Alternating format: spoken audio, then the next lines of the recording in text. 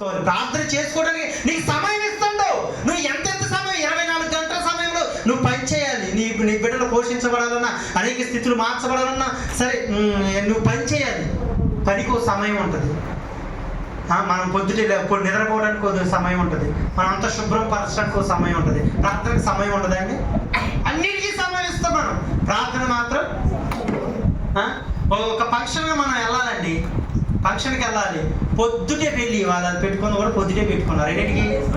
7ంటికి పెట్టుకున్నారు, సరే 8ంటికి పెట్టుకున్నారు. ఇక్కడ మనం ఉన్నాం ఆ సత్తిపల్లి తెలిసి కానీ సత్తిపల్లిలో పెళ్ళి, ఇక్కడ 8ంటికి ఇక్కడ ఉన్నాం. మనం ఎన్నింటికి బయలుదేరాలి? వారం రోజుల క్రితమే. ఇదిగో పిందలు లేదు, ఆ రోజుకి వెళ్దాం. వారం రోజుల క్రితమే చెప్తుమా ఎంత సిద్ధపాటు అండి ఎక్కడికన్నా వెళ్ళాలంటే. కానీ ప్రార్థన విషయంలో సిద్ధపాటు కలిగి ఉన్నాము. దేవుడు అడుగుతున్నాడు, నువ్వు ప్రార్థన చేసుకోగలుగుతున్నావా? ఏదో చేసినవంటే చేసినవా, ప్రార్థనకు వచ్చినవంటే వచ్చినవా? హల్లెలూయా, దేవునికి స్తోత్రం.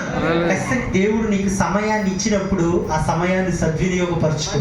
ఆ సమయం, ఆ ఖాళీ సమయం దేవుడు నీకు ఎందుకు ఇస్తుందంటే దేవుడితో మాట్లాడటానికి. దేవుడు నీతో మాట్లాడటానికి ఆ మాట గుర్తు పెట్టుకోండి. అది కూడా ఒక పాఠమే. హల్లెలూయా, దేవునికి స్తోత్రం. అర్థమవుతుందన్న నా మాటలన్నీ. ఇవన్నీ కూడా ఎందుకు జరిగేదంటే మీకు మేలు కలుగుటకే సమస్తము సమకూడి జరుగుతున్నాయి. అర్థమవుతుందండి. అంటే శ్రమలు వస్తూనే ఉంటాయి, ఇబ్బందులు వస్తాయి. ఒకసారి మనం ఎందుకంటే మీకు ఒక విషయం మీకు తెలుసుకోవాల్సింది ఏంటంటే, అద్భుతమైన మాట మీకు ఇదిగో దేవుడి చేతిలో